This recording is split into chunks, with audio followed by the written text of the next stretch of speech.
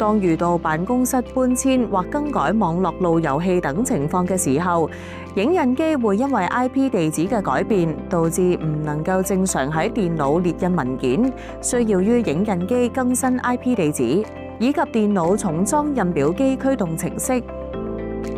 首先需要變更影印機嘅 IP 地址，先點按系統選單或計數器按鍵，於列表內點按網路設定，點按有線網路設定，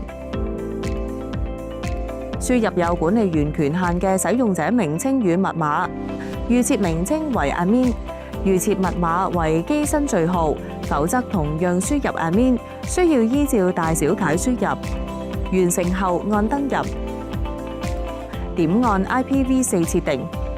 進入後點選並更新相應嘅 IP 地址資料。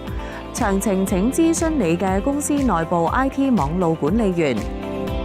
另外，亦可設置自動分配 IP 地址，只不過為免之後會有變動，建議分配新 IP 地址後，將 IP 資料改為手動輸入，只需開啟 Auto IP。以及開啟 DHCP 設置後 ，IP 資料會喺連接路由器時自動分配。無論以手動或者自動設置 IP 地址，都必須要點按確定，再點按確定儲存，最後需要重新啟動影印機以生效設定。於機身前按下圖中嘅電源按鈕。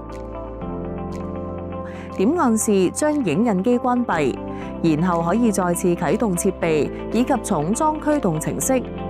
驅動程式嘅安裝方法可參考有關影片。